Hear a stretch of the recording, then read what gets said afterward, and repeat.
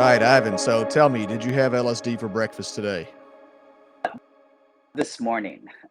I plan to be doing that this weekend. Man, I've been looking forward to connecting with you. I don't know if I conveyed this in Jamaica, but when we were having that conversation at the conference there at the after party, I thought I have met my LSD counterpart. I have all this experience with psilocybin. I don't know very many people that have similar level of experience, and I don't think I've ever met anyone that has the level of experience with LSD that you have.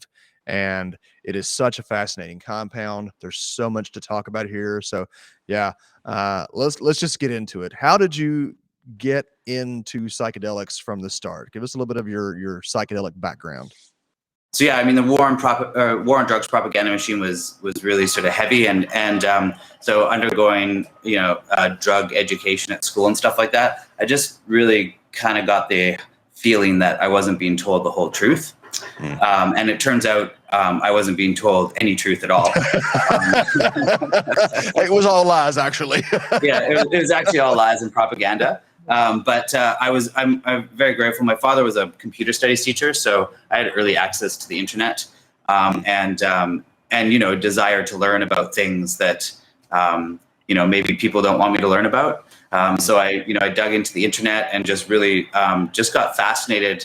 It kind of paired with my fascination with plants, which started at a very young age. But the fact that there's all of these extraordinary plants around the world that people have been using for thousands and thousands of years that can do extraordinary things to your mind and allow you to explore things that are well sort of outside the realm of our everyday waking state, and the contrast between what I was being taught in those drug education classes in high school, and what the people on the internet were, they were describing these extraordinary experiences, and the connection with self and nature and others, and all of these beautiful things. So there's a huge contrast. So I was more convinced with the people on the internet that that were describing their very personal experiences.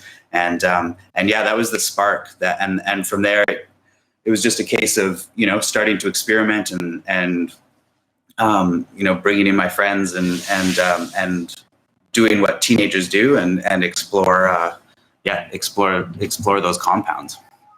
Wonderful. Yeah, it's amazing how similar in so many ways the internet and the experience with the internet can be to the psychedelic experience, right? Opening you up to all these possibilities, the unfolding in ways that we never would have known until we were exposed to new information.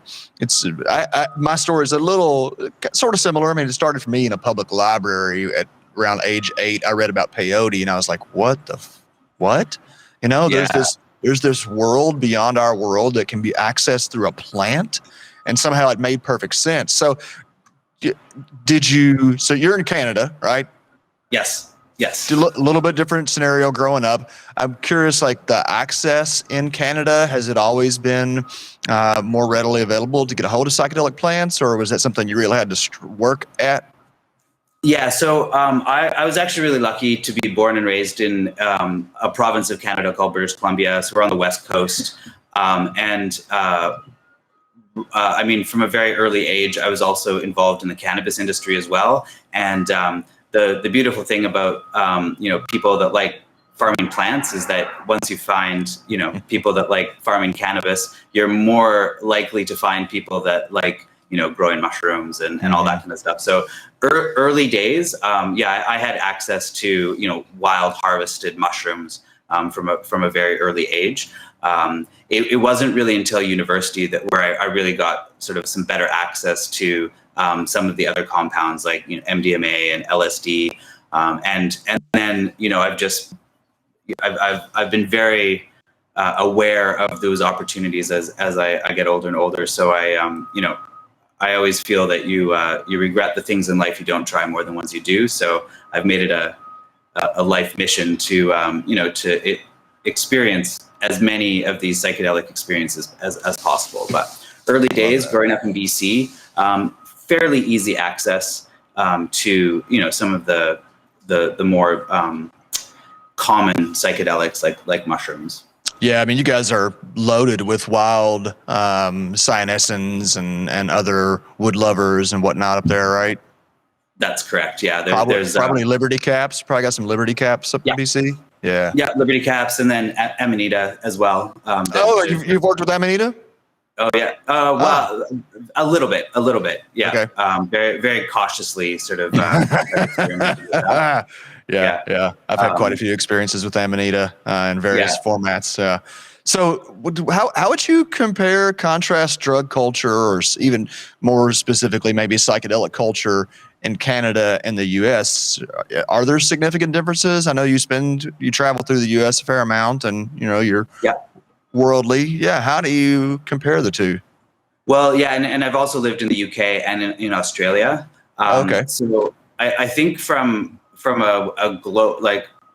a Western perspective, but from a more global perspective, in North America, I think we're just a couple of steps ahead of the psychedelic,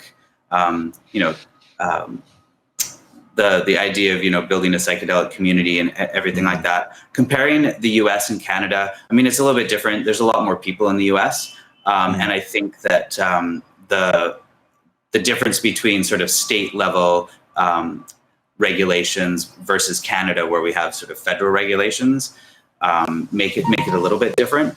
But for the most part, I think it's a fairly unified culture. I don't think that there's too many differences between the U.S. and Canada. I mean, like, if you look at a city like San Francisco and Vancouver, I mean, it might be a little bit different to some of the towns around where you live in Kansas and stuff like that. But I think generally it is. In the UK, there's actually a very sort of rich psychedelic underground, but they're very underground because their government is a little bit more controlling, I guess. So the people that I interacted with while I was in the UK are very, very cautious about talking about it or any kind of like outward expression. Whereas in Vancouver, anyways, I mean, it's just a common part of the conversation, and nobody's judging or dobbing you into the cops or anything. And then Australia, I was really lucky to live in this extraordinary region of Australia called the Northern Rivers, northern New South Wales. You may have heard of a town called Nimbin, which acts as it's a very, very small town in rural Australia that acts as the epicenter for the cannabis movement. But it's a very sort of psychedelic, hippie little village. So I was lucky I actually worked there. And there's just a really incredible psychedelic culture there. Again, very underground because of the controlling nature of the Australian government. But and then just beautiful things like there's huge acacia forests that Maid and I and all that kind of stuff. So I mean, the DMT literally grew on trees in Australia, which was great. And then the other little anecdote I'll share about the region of Australia I lived in is that it was also where Bear Owsley chose to retire. Oh.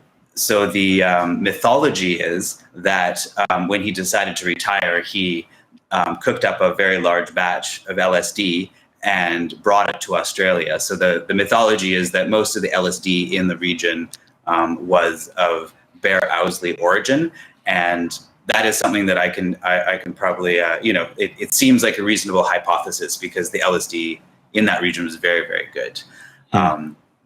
Unfortunately, he actually died in a trailer fire while I was in Australia. But yeah. Oh, wow. Anyways, so. Psychedelic culture all over the world. It varies. I think a lot of it has to do with how much pressure that the government and the law enforcement are pushing down on the psychedelic culture. I think when it's left to flourish, it just it does. And, very similar to what's happening here in Vancouver.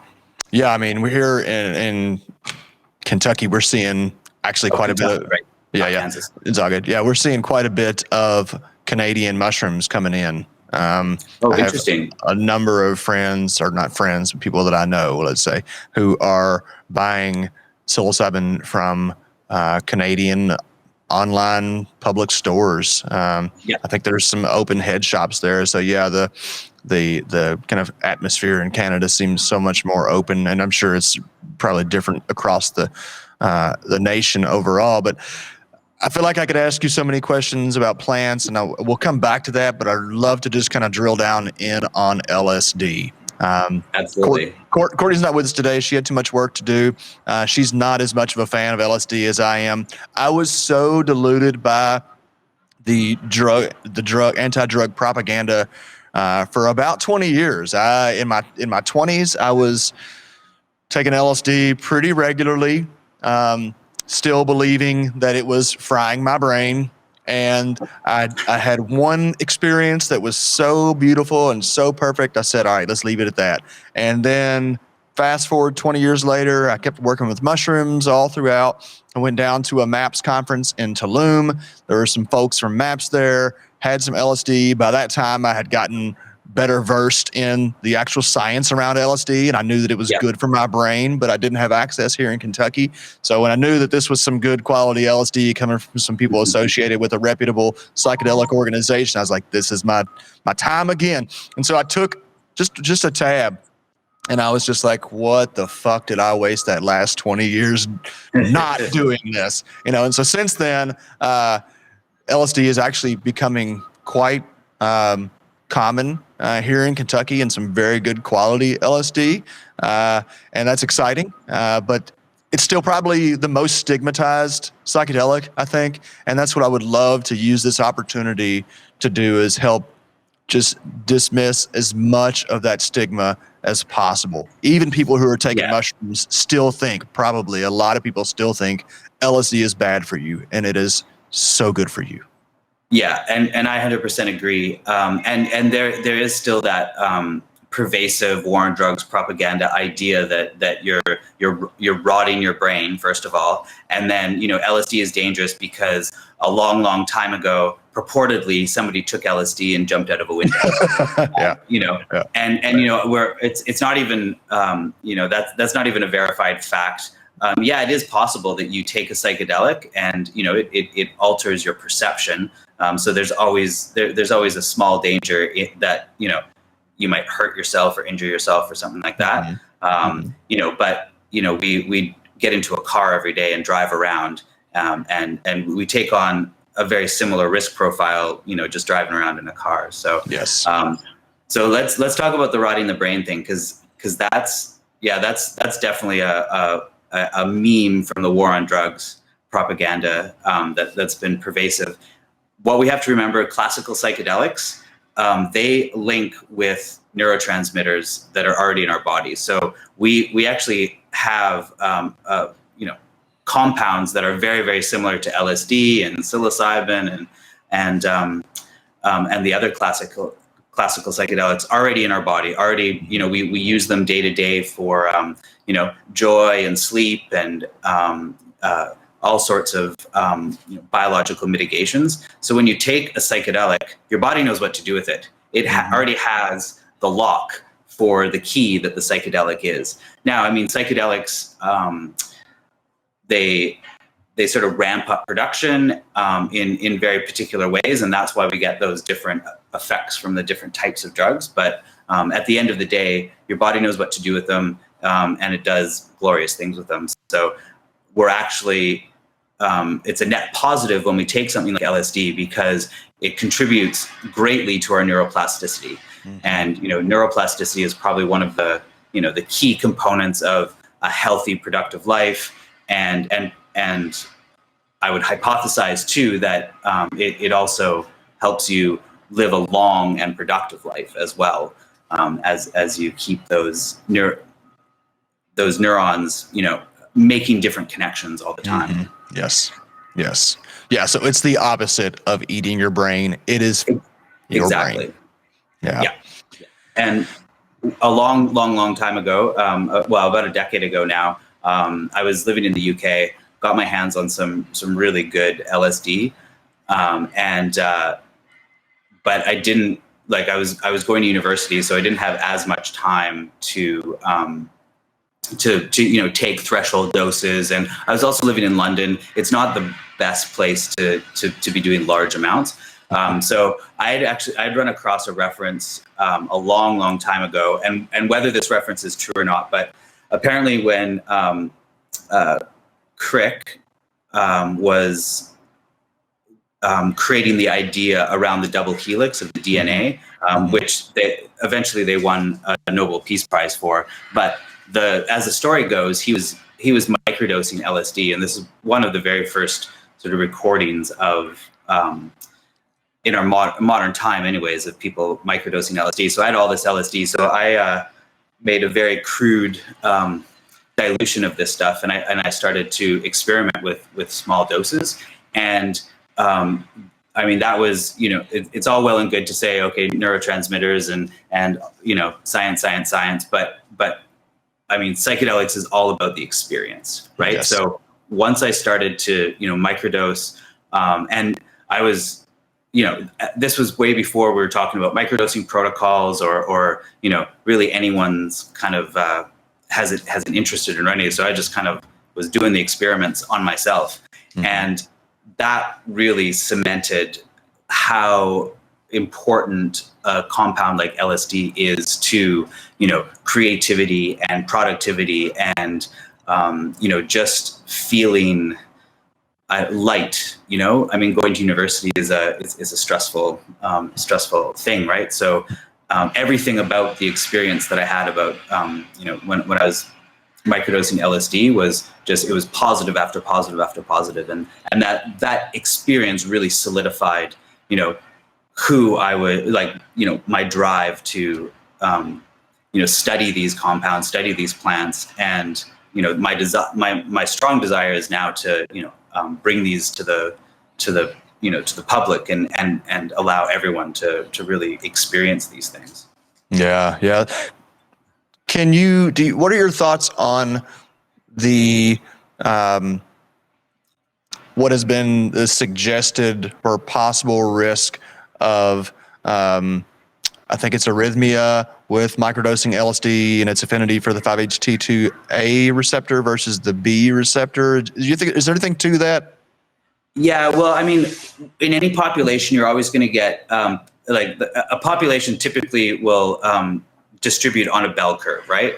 So you're going to have people at one end of the bell curve that are, that probably need a lot more LSD than the average person. I figure I hit the kind of the top of the bell where the average is. I go on the internet. The people that are taking the typical threshold dose on the internet, I'm taking about the same amount. So I feel on that compound I'm in the average. But on the other side of the bell curve, you're going to get people that are hypersensitive to it, or have a genetic, slight genetic variance between the norm. And so there's always going to be small numbers of people that something like LSD or psilocybin or whatever is not going to be good for. And we do it because we don't have a societal standard or a way of indoctrinating ourselves into these compounds. We all have to take on the role of a citizen scientist. We all have to take the responsibility for our own, our own usage, and yeah. So it's something that we have to be cautious of. I don't think the majority of people have to worry about it too much. I think what is happening right now with the explosion in psychedelic research and all that kind of stuff, what I would envision in the future is that we take a genetic test and they're like, oh, actually, you know what? Take mescaline and psilocybin, but your genetics, we would recommend that you don't take LSD because of this and this, gene is going to contribute to, maybe some heart arrhythmia or something like that. But we take on risks every day. They sell you enough Tylenol in those little bottles. Yeah. Yeah. If you take a cigar and soak it in water for 24 hours and drink the water, you'll die. Right. So yeah. And if, okay, one more, if salt was put in front of the FDA today, it wouldn't be approved as a food supplement. So we take on these risks. I think that it's really important to be cautious of these risks. What happens is that when you translate science, so there's a translation between science and the general public, and that normally happens through the media. And what the media will always do is they'll draw out all these like really choice pieces that are meant to evoke emotional reaction. Mm-hmm. And something like that will evoke emotional reaction. So yes. Yeah. So that's kind of what I land on that. Excellent answer. Yeah. I mean, we don't bring personal responsibility into the conversation enough. We act like someone is supposed to be regulating every step of ours, and you have an individual responsibility for your actions, whatever they are. I knew that going into Jamaica and taking as much psilocybin as I did. There's no one, I had never, and still to this day can't find any cases of someone who took large doses of psilocybin 6 times a month for 3 years straight. So I knew going in I was a guinea pig, and here I am, I think, better off for it. Big question that I've been wanting to ask around LSD for so long. You mentioned this quality of LSD and having like really good quality LSD. And that's a thing, right? Like you get some, it's not so strong. You get some, it has a little bit different effect. But to our basic understanding, the chemical compound is the same all the time. Is that not the case? How is it that we're getting different quality of LSD if it is the same kind of structure? Yeah, so I mean, it starts at the synthesis. So there's a couple of different synthesis routes and a couple of different starting materials that you can use. So because LSD is not manufactured in a GMP lab, and highly regulated and supervised and stuff like that, the quality of the cook is the quality of the product, and that's going to pass down to the customer eventually. I think the two main factors with LSD quality is, first, its dilution. So you take a gram of LSD, I think that's worth 100,000 hits or something like that. But it's a lot of, there's a lot. A gram, 100,000 micrograms, basically. Yeah. Wow. Yeah. Okay. So you say your chemist sells a gram to like somebody, and then that person's job is to dilute it down, right? Because typically what we're going to get for end product is going to be either tabs or liquid, and both of those you have to take the LSD crystal and you have to dissolve it in some sort of liquid. Okay, so your dilution factor has to be really, really precise all the way down, because your tab is only worth 100 micro. It may not be necessarily the quality of the, over time you get, this dealer dilutes it, and then, because you'd probably, higher level dealers would probably end up buying a concentrated version, and then it's their job to dilute that down. And volumetric dilution is very, very difficult to do. I mean, you're probably better to do it by weight than by volume. But unless you have a very precise volumetric measure, there's gonna be errors, right? Even if you have a 1% error every time you dilute, by the time you get to the 100 microgram level, you could have 50 micrograms, you could have 200 micrograms.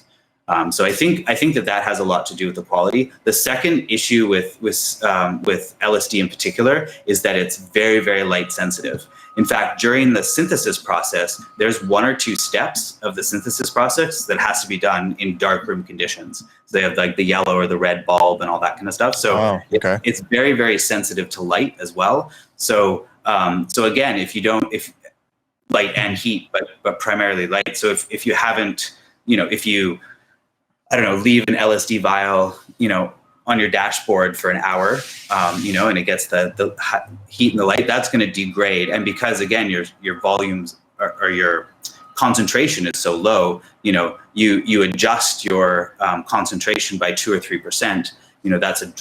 That's quite a lot of difference in your final dosing. Wow. Yeah. Huh. It has me wondering. I had a vial in Jamaica years ago, was just so mild, and I wonder if UV rays through transit or carrying around, or if the heat in the environment, how, in terms of sensitivity to heat, how does that factor in? If you're like 95, 100 degrees outside, is that going to be reducing potency? Yeah, absolutely. Wow. So I mean, your ideal conditions would be like in the fridge, right? Dark and cool.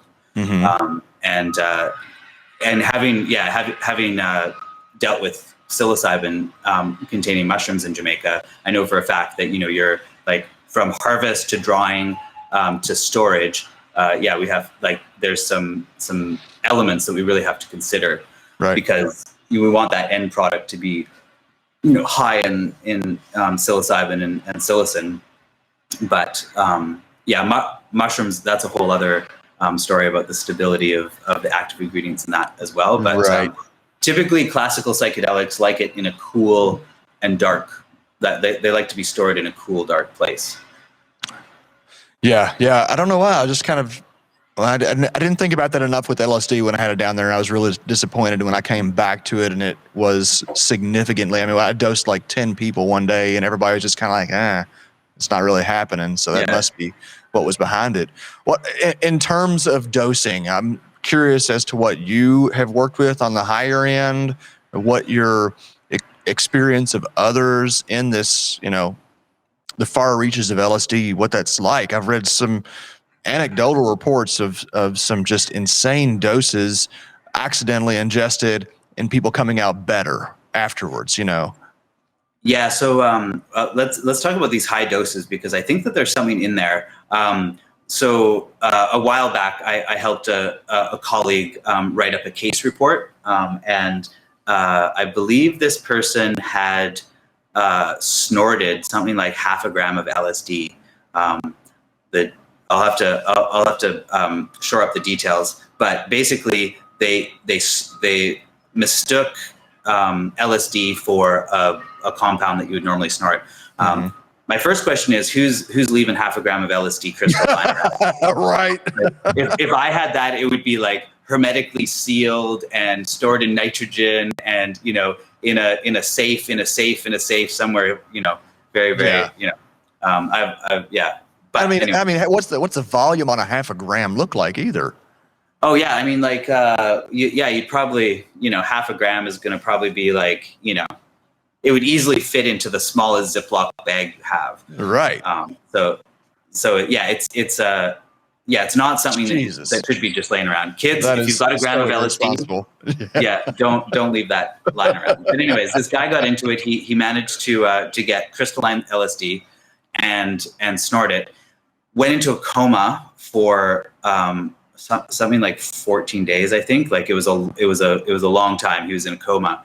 But when he came out, he had several mental health indications, one of which I believe was bipolar. And he came out of the LSD trip fine, physiologically and mental, his all his mental capacities were fine, and he had either reduction or elimination of the majority of his mental health indications. Mm-hmm. So that indicates that, and I've heard anecdotal stories, for, a few times where people have taken very, very large doses, probably had a really uncomfortable trip, or ended up in a coma in the hospital, but came through it much better off. And we're better off. Yeah. It's like a reset. Where, how would it induce a coma? Is there any understanding of that? I don't know. My hypothesis would be that when your body gets beyond its sort of realm of explanation, or it sort of kind of knows that things aren't right, as a shock response, it would probably shut down. Mm-hmm. So yeah, very similar to like, hypothermia, for example. If you get too cold, your body will, basically pass out.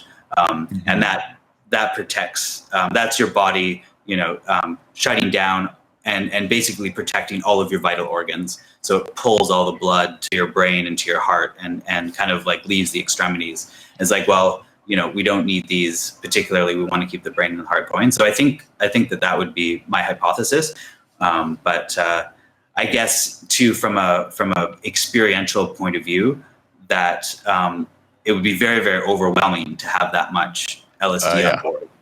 So maybe you just like, you're so overwhelmed that you just, shut off. I can imagine that would be kind of the response. Yeah. Wow.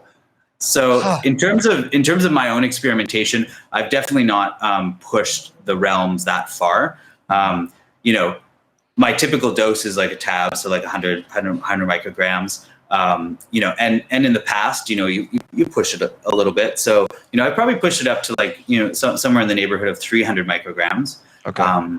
But I think when I was younger, I really I wanted the maximum experience and to really push it as far as I can. As I get older and sort of have had more experience with this, I actually am enjoying, less and less of a heavy experience, I guess. And just trying to find that perfect point where you're having a threshold psychedelic experience, but you still have the capacity to I guess kind of run your brain and really explore the subtleties of the compounds and how they interact with your body. What I'm most interested in is how they interact with your mind, because I've not found very many things in my life that make my brain sing like LSD and other classical psychedelics. Yeah. LSD for me has been more of that brain singing even than psilocybin. I love that metaphor. I mean, psilocybin has been just, the experience is all over the place, right? LSD has been relatively predictable in my experience and has been much easier to direct. When I'm having a challenging experience, I can just say, let's look at something different, and it becomes a very different experience. Psilocybin, not necessarily so.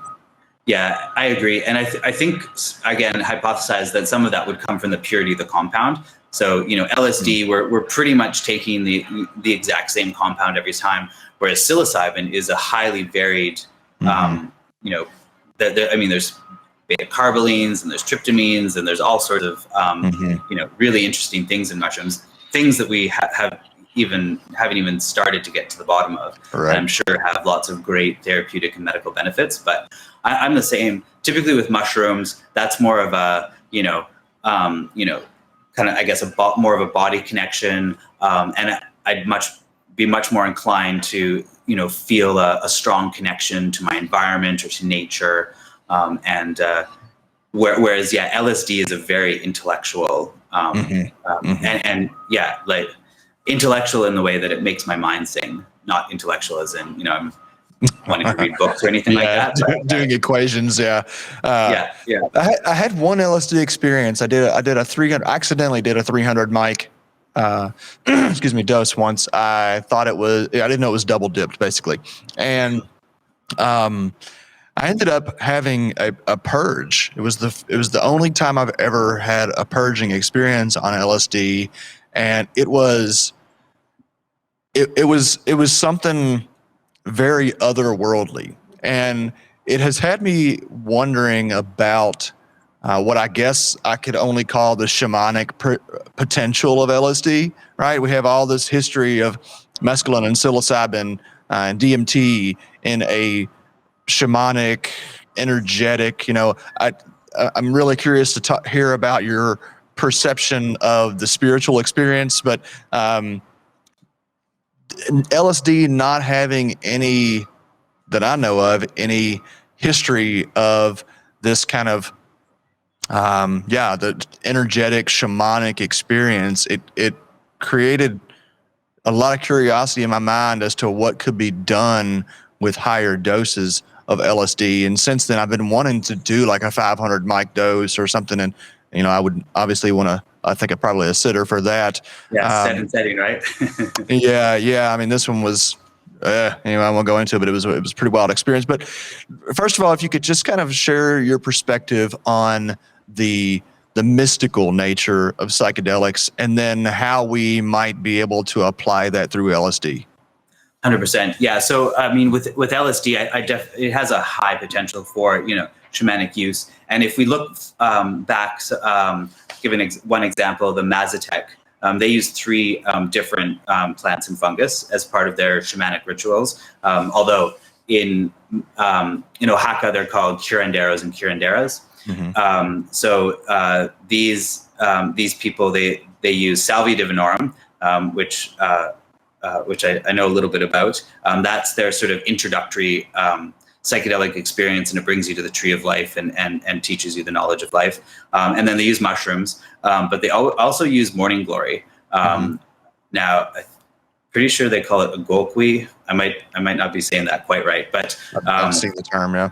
Yeah. So they use a type of morning glory called Rivera cumbrosa, and that the seeds of that plant have LSA in them. So LSD has actually been used. Well, so compounds in the family of LSD have been used for shamanic rituals for a long time. So I think it really does have the like a high potential for that use. Overall, as far as the shamanic use or the spiritual use of psychedelics, I think one thing that I've sort of come to realize is that humans, we seek that novel experience. And so I think, there is a reason why, humans, as opposed to, most other mammals on the planet, why we've sought out the psychedelic experience and why we've incorporated them and sort of solidified them in our cultural practices over time, because we're, the human mind is set up to explore and to learn and to grow. And psychedelics are a very, very powerful way of doing that.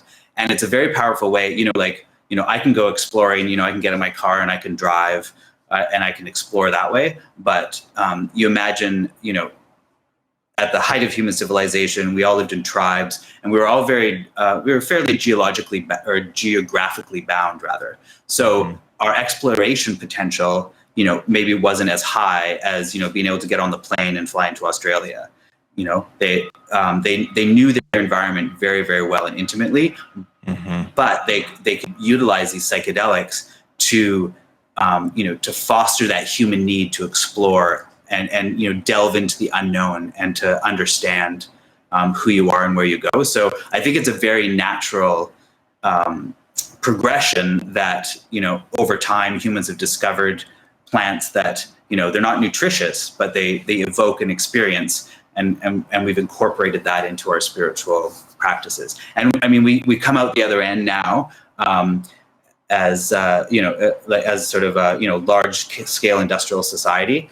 And even the dogmatified religions today that we're exposed to, if you look back far enough, there's lots of interesting hypotheses and theories about how those religions got started with some sort of psychedelic experience. And I think what we have to remember too is that the doors to perception have many keys, and it's up to us as an individual and society to find the right key, the key that fits to our doors to perception. So, it might be psychedelic plants. I know that you and I probably agree on that one as probably our most favorite key anyways. Trance dancing, fasting, any kind of sensory deprivation. I know people that get high when they go running.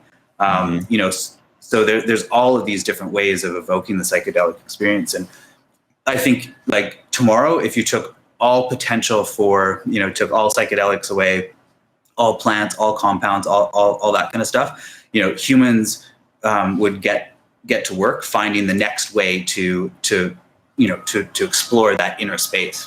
Yeah, for sure, for sure. And I think that's going to be a big part of normalizing psychedelics in our culture, is helping people understand how normal and how valuable altered states themselves are. We put ourselves into altered states all of the time. Yeah. And so just to kind of put this all on the same level playing field, that we're just shifting our consciousness to get a different perspective.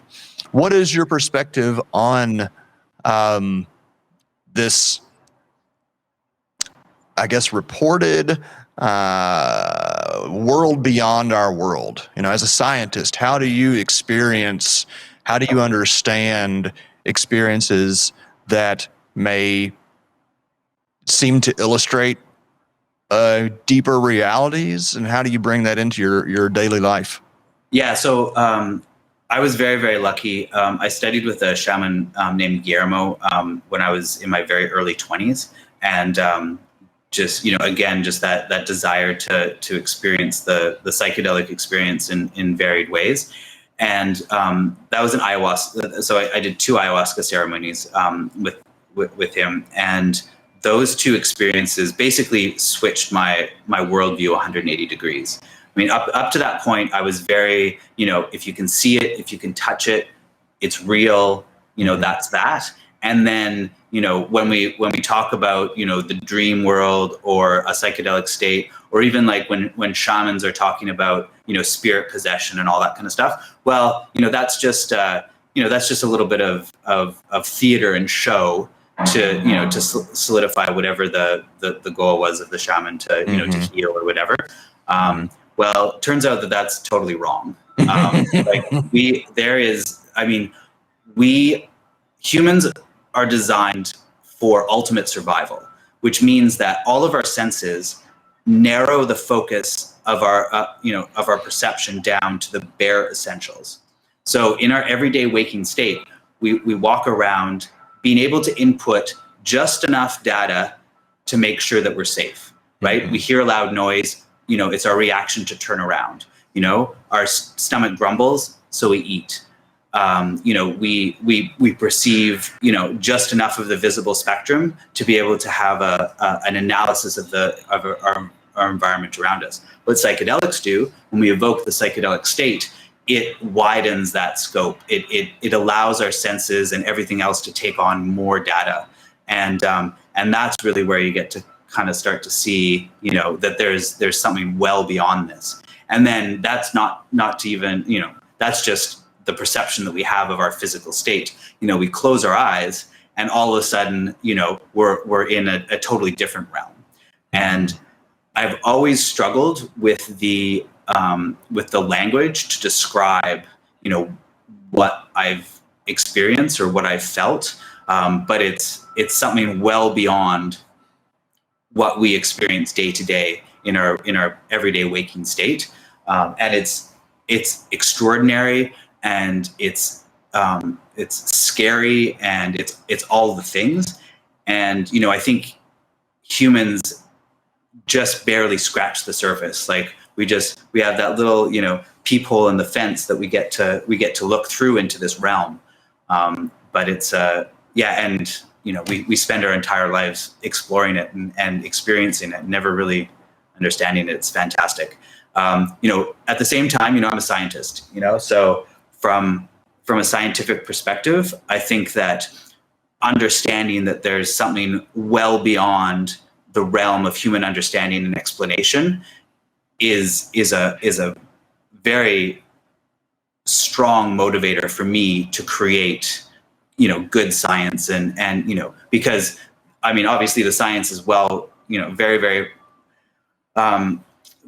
far away from that psychedelic experience, but, you know, step by step, we create those small little bits of understanding, and over time, you know, whether or not, you know, humanity in 1,000 years will be able to explain these, you know, these unknown realms that we experience when we're in a psychedelic state, or not. Maybe it's supposed to be, but you know, that the psychedelic experience definitely informs and, you know, helps, you know, me as a scientist. But you've got to straddle both worlds. You've got to have maybe you don't have to, but I, you know, have a strong, you know, spiritual kind of quest or journey that I partake in. And then, you gotta make a living and do your day to day, right? So that's where I get into the lab and do my things. Right. Well, I think any scientist who is actually working consistently with psychedelics is going to have to broaden their perspective, 100%. And even beyond that, there's a great quote by Einstein, which I can't recall off the top of my head, but basically it's like, if you study science enough, that you understand that, there's a God. Or however, that's the other thing, that the language around this is really hard to explain. Yeah. Because if you say, I've talked to God, well, there's a lot of different interpretations that you'll get from the people that you talk to. But I can very honestly say that I've talked to God several times. We've had some good conversations. But yeah. Yeah, I'm so curious how this interfaces, particularly with our growing understanding of quantum mechanics and physics. I know that there are a number of scientists out there who are exploring that world, who are also working with psychedelics, and that the psychedelics informs their grounded, rational work. And so seeing these tools that seem so far removed from our everyday life being able to be applied to scientific understandings of everyday life seems like a natural fit, right? Like you're saying, if this is something that broadens our awareness to what's going on, then someone who is trying to understand reality would do well to incorporate these tools into their exploration, into their scientific studies. Yeah, and even if it's at the bare minimum, just having a psychedelic experience creates neuroplasticity, and that neuroplasticity then gives you the potential of taking that data in your brain and rehashing it through a new neural network, and coming to slightly modified conclusions or anything like that. But at the same time, I think that when you take psychedelics, you understand more about yourself, you understand more about the world around you, and then you feel a connection as well. And then when you come out of it, as a scientist, that's a very heavy motivator to get into the science and understand what that connection is, or understand what we're experiencing. So I think psychedelics and science go hand in hand, and I think the realm of psychedelics and the realm of science, I think we're not quite where one can fully explain and inform the other, but we're slowly making that progress towards one day maybe quantum mechanics and psychedelics and all sorts of other scientific disciplines and stuff like that. Maybe we'll find a synthesis point, and all this and that'll create more understanding and all that kind of stuff. But yeah, it seems to be the trajectory. Seems only natural. I'm recalling an experience that I had working with a marine biologist in Jamaica, and we went down to the beach after his one of his trips, and I remember he was just there on the coral saying, "Why didn't we have this in graduate school? Why didn't I have psilocybin to explore?" And he was just fascinated. And I think the other kind of arm of that triad, though, is what we have touched on a little bit, this spirituality, right?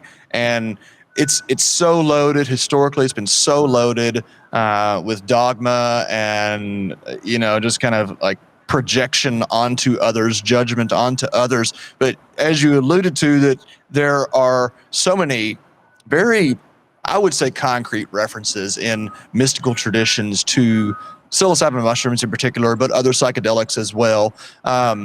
And now we're in this place societally where I think the vast majority of thinking people have seen that religion is ultimately defunct, that they've just been kind of just giving us this same story for, hundreds, thousands of years. There is no direct experience. There is just, again, judgment and dogma. Whereas now we're having access to these tools again that take us back to the way that our ancestors interfaced with the other side of themselves. And so to consider what our society could look like if we really do get decades or a century to explore with psychedelics, science and spirituality, it seems like there will at some point be a confluence.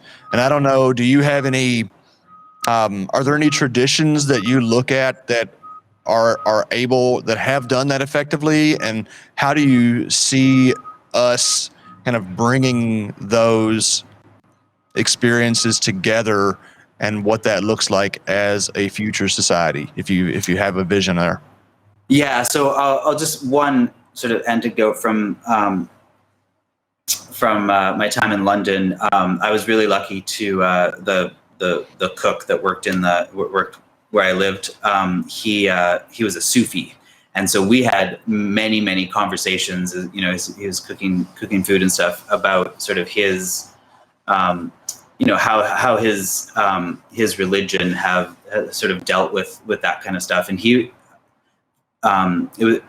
it was really interesting because basically the Sufis, when the Muslims came, the Sufis were like, oh, okay, new religion, okay, that's fine. Like, give us your books. We'll, we're not going to fight you on this. And so what the Sufis did is they got to work and they learned the literature, the Muslim literature, better than anyone else. So when the controlling powers came to the Sufis and said, well, what about this and this and this? They took out the Quran or whatever and said, well, actually, in the Quran it says this and this and this, and this is how we interpret it.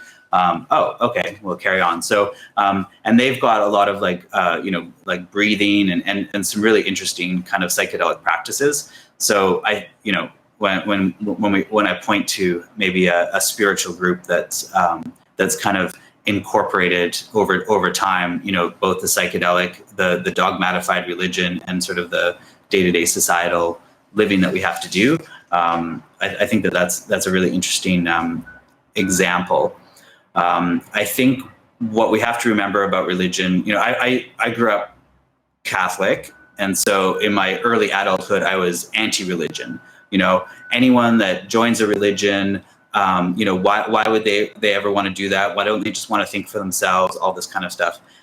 As I get older, I understand that religions, they have a lot of elements to them that contribute to society, and one of them is community, and a lot of people, we've done psychedelics and we understand what the benefits are, but most people don't want to explore in that kind of way. So the religion, and just like we seek humans seek novel experience, I think that there's a component of the human psyche or the human spirit that desires that some sort of spiritual connection. So religions then sort of end up being a turnkey, easy way for people to kind of access that feeling. Now, whether or not religions are defunct or not, I can definitely agree that the participation in dogmatified religions is waning, and and that's largely because the older those religions get, the farther they get away from their roots. If you essentialize almost every single religion on the planet to its core beliefs or its or its principles or whatever, you find that there's more similarities than there are differences. Mm-hmm. The problem is that when a religion gets large enough, or a populace takes on a religion in a meaningful way, it becomes a control mechanism. So people in power will utilize that control mechanism to keep their population easy to govern, because people in control always want to make it as easy as possible to govern. So Christianity is a really good example of that. The Council of Nicaea basically rewrote the Bible so that Charlemagne would have a national religion, and the type of changes that they made it sort of everyone is subservient and they have to talk to somebody to talk to God. And, there's a lot of elements that they kind of stripped out. They stripped out the balance between the feminine and the masculine. So then what you have is a dogmatified religion designed for societal control. And there's still those elements of spirituality in Christianity, but it's basically been stripped of the core essentials. And I think now, humanity is, there's a lot more humans, and our connectedness is increasing, day by day, month by month. And that connectedness means that we're sharing more. So, 30 years ago, if I wanted to know what somebody was doing in the middle of the Amazon, I would have to go to the library and read books or documentaries, or I'd have to go there. Now, if I'm interested, Central Brazil, I wonder what's happening there. A few lines of Google search, I can know what's happening. So I think what we're going to find is that, where in the past, people have really been drawn to those religions because it's community and it's in front of them, but because they just didn't have access to the information. As we get more and more access to the information, we're gonna sort of drift away from those dogmatified religions in favor of an individual experience. Because at the end of the day, you can be part of the largest religion in the world. You can be going to the biggest church, in the US. At the end of the day, the feelings of spirituality you feel are an individual experience. Yes. And they have to be experienced. You can't be told about the psychedelic or the spiritual experience and stuff like that. So I think we're starting to see a trend where people are going to start to seek out their own personal experiences. That they're going to take on the responsibility for understanding who they are as a person and what kind of spirituality and what's meaningful to them. Yeah, I love that and completely agree. And you brought up the importance of community within spiritual exploration, the importance of community within mental health, the value of community within psychedelia is something that I think is starting to really come to the surface now. We've had people who have been doing psychedelics on their own because of drug laws and having to hide. And now that we have more open acceptance, tolerance, legalization in some situations, we're seeing just the very beginning stages of these communities centered around psychedelics. And it feels like that is the other component that is going to massively contribute to our growth as a society, when we can have the direct experience and then come into a community where others who have had similar experiences are able to form a bond. Especially those of us who have been working in psychedelics for so long, when we meet someone else who is into psychedelics and who is obviously highly experienced, then I think most of us feel some sense of camaraderie, if not like actual community.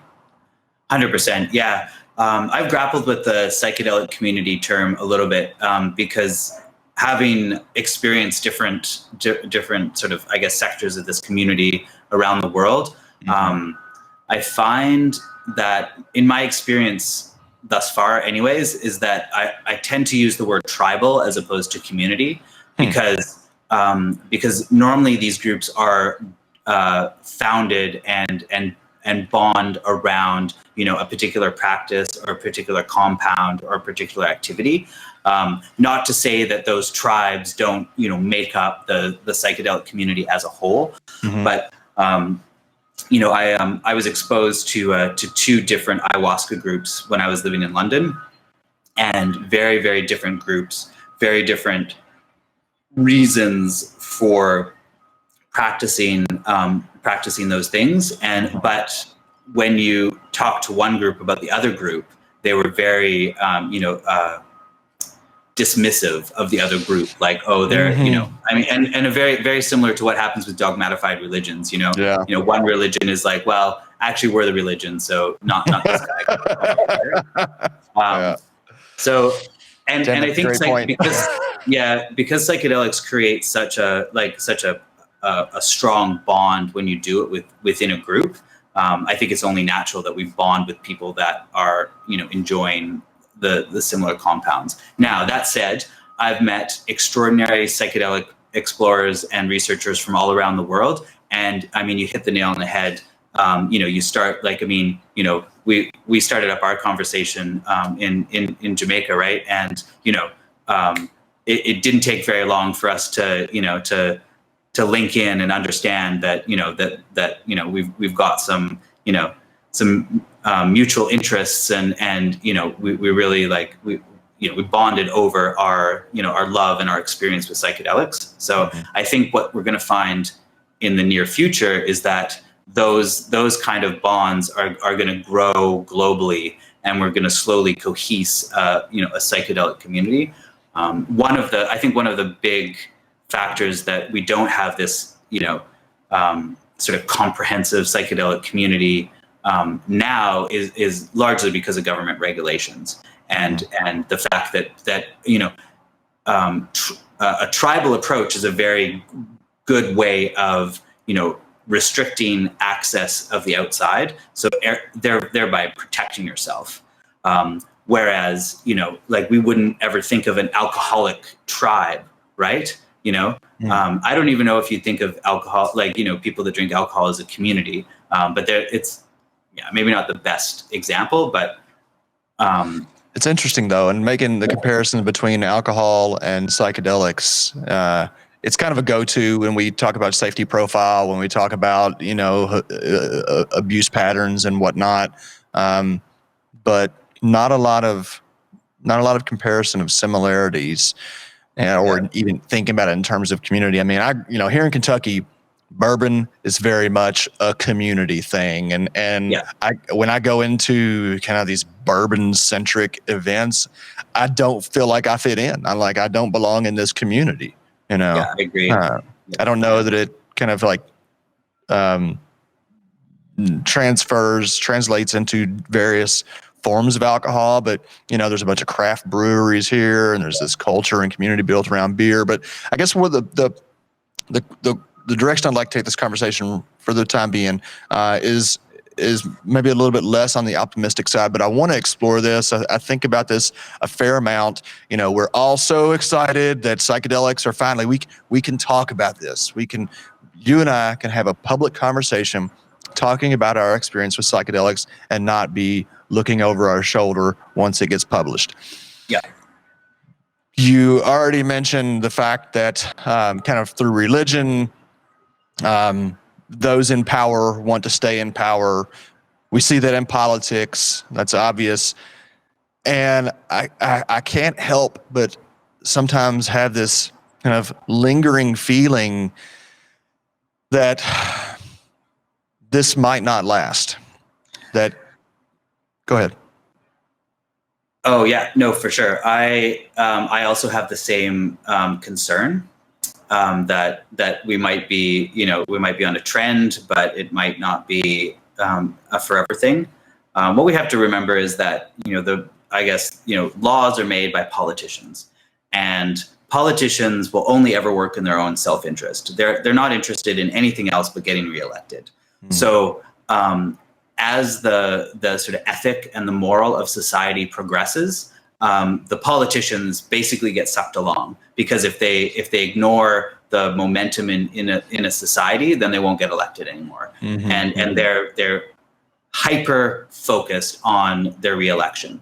So if we take a step into the cannabis industry, one of the sort of the tip of the spear for cannabis medical legalization and that whole momentum that happened in the late 90s and early 2000s was that there was documented proof that children having epileptic seizures were given cannabis, and that those epilepsy seizures were diminished or went away. And there's no one there's no one that can feel on the planet that would say, oh, okay, well, we're not gonna give these kids this type of medicine to make them feel better. We're just gonna let them have the seizures. Mm-hmm. So I think that that was one of the sort of the tip of the spear that society really started to understand what the use potential is for cannabis. Now we flip over to psychedelics.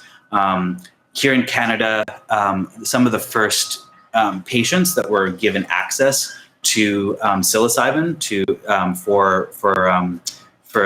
as a medical treatment were people in some sort of end of life condition, right? So again, like what reasonable person on the planet is going to say, well, you're dying.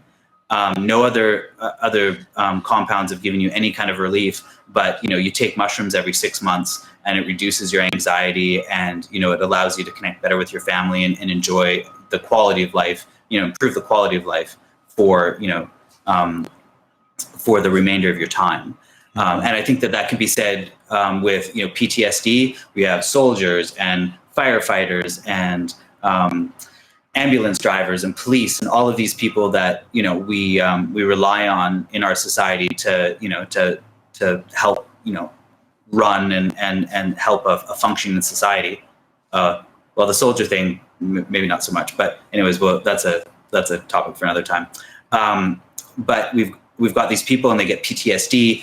We give them psychedelics every 6 months, and that PTSD is greatly reduced or diminished, right? Like, again, what reasonable person is going to say, okay, well, these people that are helping our society and really contributing more than the average person to a functioning society, how can we deny them something that's going to work? So and then that then translates into popular opinion, and I think that we can both agree that popular opinion on psychedelics is either yes or it's not for me, but anyone that wants to try it should be able to try it, which gives you basically the majority of society saying we're okay with psychedelics, however they play out.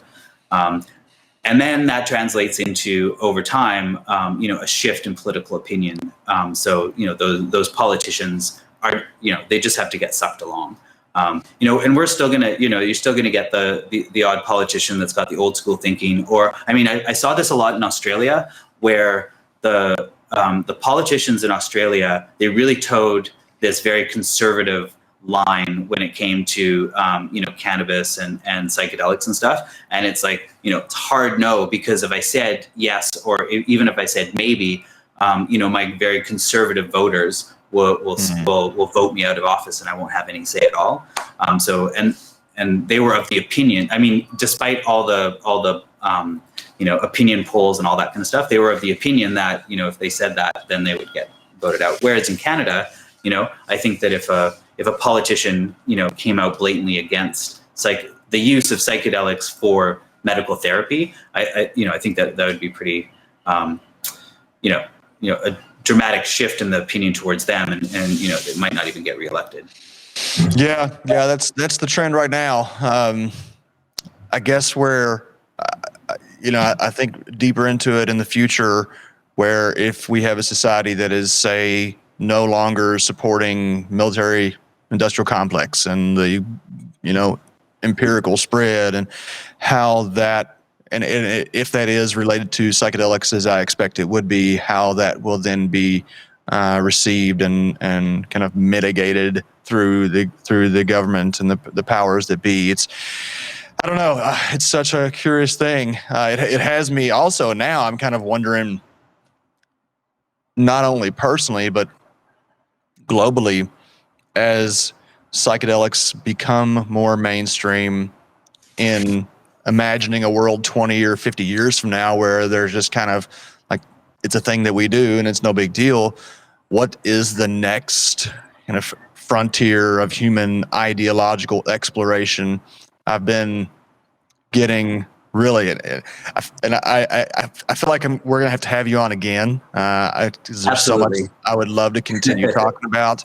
And if I didn't have to go to another meeting, I'd probably just kind of keep running in or I don't know what your time's looking like, but I think about right now a lot of the stuff that's coming up around disclosure of seemingly what seems to be life from other planets. Potentially, we're getting into considering other dimensions and the possibilities of other dimensions interacting with ours. And so, like, as I continue on this train of thought, saying maybe psychedelics do become long-term mainstream, what's the next area of exploration? Because it feels like right now this is very much, psychedelics are very much the leading edge of human spiritual, mental, and even physical exploration. Yeah.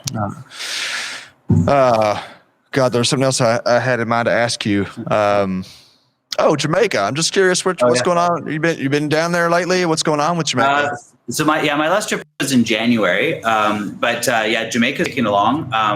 I'm really lucky to have I work with an amazing team on the ground there. My company Haven, we have a psilocybin production facility in Jamaica, and the production facility is going really well. What is happening in sort of the realm of the psychedelic industry at the moment is that along with the the slide and the general market, there's not a lot of money going into the psychedelic industry right now, and there is very, very few national regulations that kind of allow us to allow us a customer base, right? So we've got a few customers in Canada, a few in the US, a few in and we're kind of trying to turn on the UK right now. We're really starting to understand what the growing quality controlled psilocybin mushrooms, what's involved in that, and really kind of lining everything up so that as regulations change, as there's more and more patients and clients in the world, there's that we're kind of ready to go to start having like differentiated products, medical products ready to go.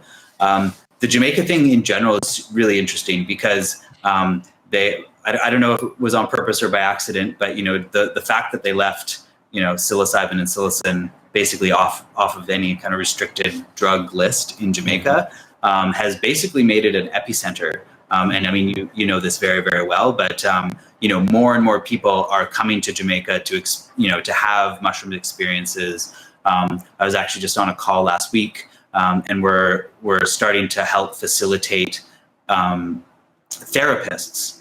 So right now, one of the major issues with psychedelic therapy is that you can take all these courses online, in person, all that kind of stuff, but you don't actually, because of the jurisdictions these training programs are in, you don't actually get to have a psychedelic experience. Right. So imagine being a psychedelic therapist and never having a psychedelic experience. Now, they can't actually, and even if they do have a psychedelic experience, say in Canada or the US, professionally, they can't really talk about it because it's technically illegal. So yeah, we're going to help facilitate some of those therapists to come to Jamaica so they can actually have a psychedelic experience, and then they can actually practice on a peer. The peer is on psychedelics, so they can actually practice doing psychedelic therapy on somebody that's doing psychedelics. And I think that that's going to be a real important element to the growth of psychedelic psychotherapy, in the future, because we need more therapists than we have, and we certainly need better trained therapists. Yes. So I think that's really interesting. I mean, it's really interesting that people are going and they're doing sort of more retreats or sort of like holiday health kind of things. But I think I'm really interested in getting those therapists trained and experienced, because I think that'll really start to shift the paradigm. Super important. Yeah, it's incredible how many people are becoming trained knowing that they're not going to have an outlet to practice, but it just speaks to the interest and the need. And that's one of the things that we just started at Sanctuary is a training program we call clerics and minister ordination. In January, we're going to start our first round of minister training. So that's basically awesome. A psychedelic seminary is what we are developing. Yeah, we just got access to a property yesterday that's going to be kind of a significant launch pad for this. One of the things that there's no real kind of black and white answer to this is whether or not therapists can have their licenses protected by religious protection, and it's it's just kind of a curious, weird place that we're in. A lot of it is just individual tolerance for risk, but I have spoke with a number of therapists who are willing to kind of put their license on the line in order to be able to work with psychedelics through a religious avenue. Is there any kind of religious movement for psychedelics in Canada, or is it strictly medical therapeutic? What's that like? Yeah, so I mean, like I run a public company, so I'm definitely in the sort of medical therapeutic realm, and basically all of our activities are in Canada, anyways, are dictated by Health Canada. So we have a fairly strict set of regulations that we have to hold to. I know for I've got several friends and colleagues that are involved in like Santo Daime and different sort of ayahuasca traditions here, and there's also a fairly a strong presence of the Native American Church, but I mean those are all traditional practices. As far as like sort of I guess new spiritual practices or new psychedelic religions, I haven't really come across that in my in sort of talking to people in the psychedelic community and all that kind of stuff. You bring up a really interesting point where therapists either are very strict and keep their sort of like all the regulatory things very in a very square box, and then there's the other therapists where they're like, well, if we have a tool and it's going to be helpful for the patients, then it shouldn't matter what the regulations say, as long as it's safe for the patient, let's dive into it. And I think here in Canada, there's a lot of therapists that are not necessarily psychedelic therapists, but they're either recommending or facilitating experiences, and what they use is the umbrella of patient confidentiality. So, I mean, if you came into a clinic and it has an advertised, do mushrooms here, that would be against the regulations. But in that sort of one-on-one, treatment room or whatever, basically whatever is said is confidential. So I think that what I've, from my understanding is that, therapists are starting to leverage that confidentiality to start to steer people in the right direction and that sort of thing. But, as far as I think that there's definitely a very productive collaboration between, the therapists and maybe more of a religious or spiritual, practice or what you guys are doing at Sanctuary. Because I think that those two elements definitely, there's a lot of Venn overlap in that, right? So I think it would be because the psychedelic experience is very individual, and your therapeutic, like if you're doing therapy, that's a very individual experience as well. So if you have practitioners that are trained or knowledgeable about those type of things, then I think that's just going to benefit the patients, and it's going to make those types of therapies or religious experiences even better. 100%. Well, it's funny how we for so long we've been talking about therapy and spiritual practice as two separate things. And, I know that they can be, but as the science around psychedelics is showing us, that the mystical experience is one of the most, important components to the psychological healing that comes from the experience itself. I think we're going to continue to find that there is so much more crossover than we had previously understood. On my world famous TikTok channel, if you guys haven't checked that out, you certainly should. I posted a little video today saying that we're not in a mental health crisis, we're in a spiritual health crisis, and I think there's a lot of truth to that. And I don't think that we have to think of spirituality as this, again, dogmatic religion.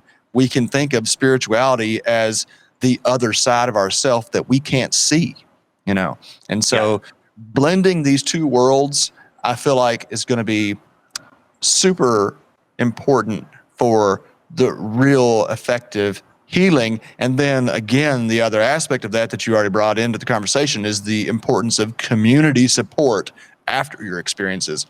100%. Also, and we haven't even touched on the group experience itself. Therapists are mostly doing one-on-one or very small sessions. The value of the group psychedelic experience, which is how it's been kind of historically presented, is I think it's far underestimated right now in the wellness community anyway. Yeah, 100%. So before we hop off here, though, please tell our listeners a little bit more in your words. I'll definitely post links to the website and everything, but why LSD for breakfast, which I fucking love the name. Thanks. Yeah. So, LSD for breakfast came out of a psychedelic experience that I had for spring equinox. I traveled to LA and then went with a group of 10 very extraordinary individuals to Death Valley. We went to this like amazing singing dune in Death Valley, and we did mushrooms, and we hiked around the dune, and we had a ketamine experience, and it was it was one of those like life altering experiences. And the people that I met along the way, they really sort of helped me realize that I have a few things to say about psychedelics, and really the next thing that we all have to do is educate everyone else about psychedelics. We have to, keep it positive, look into the future, and really start to help people understand that. And, working as an executive of a public company, and I have a very small box that I can operate in that role, and that's fine. I'm very excited that that we've achieved what we've achieved with Haven and all of that stuff, and very grateful for the experience, and I work with an amazing team. But this experience in the desert really made me understand that I have not all of my voice is being heard. So I talked with a bunch of people about different ways, that like the podcast is an amazing way to sort of get your voice heard and all that kind of stuff. But anyways, I zeroed in after some conversations with a really good friend of mine, zeroed in on a newsletter as a format. LSD for breakfast is, I forget, it was a long, long time ago when, we were high on LSD, and one of my friends is like, LSD for breakfast, ha ha ha. That's going to be the name of your autobiography or your biography one day. and so it's just kind of stuck. But honestly, it's not just, it's not just tongue in cheek or funny. It's actually my favorite time to do LSD, because what better day can you have than when you're high on LSD? And, we often sort of the meme is, we're going to do drugs at night, or we'll go out, we'll go whatever. But just simply walking around and experiencing the day on LSD it's pretty extraordinary. So LSD for breakfast, it's kind of like a little in joke from a long, long time ago, but it's also my recommendation to the world. I love it. Yeah. So I've done the first one, came out September 1st. You can check it out, www.lsdforbreakfast.com. The next one's coming out in October. It's the mission is to get one out a month. It's a lot of writing and a lot of work, but it's just something that I've been really enjoying, and just being able to sit. It's a daunting task to sit down with a blank screen and say you're allowed to write whatever you want. But at the same time, it's also really exhilarating, because it's like, what kind of interesting like ideas or thoughts or whatever do I want to put out into the world? So I've been really enjoying the process, and hopefully there's some people out there that are enjoying the process as well. I'm sure there are. And the more you expose it, the more you expose people to the beauties of this compound, then the more people will be open to enjoying it. Having seen the development of psilocybin over the last 20, 30 years, and kind of now, as I step back and kind of really look at my role in that, and how just what a wonderful place it is to be, and knowing that we are really at the leading edge again and educating people about something that is so valuable and so vital to their lives. So I really appreciate that you can continue to do that, especially with LSD. You know, I've said for years that I built a career on psilocybin. I'm going to retire into LSD. And when I'm 70 years old, it's just going to be me and LSD every day, all day. Yeah, well, you and me both. We'll have rocking chairs on the porch. LSD for breakfast. LSD for I love breakfast. it. I love it. Thank you so much, Ivan. It's been a wonderful conversation. I look forward likewise. to more. Yeah. Looking forward to the next conversation. And great work with Sanctuary and all the stuff you're doing there. So keep up the good work, and looking forward to our next chat.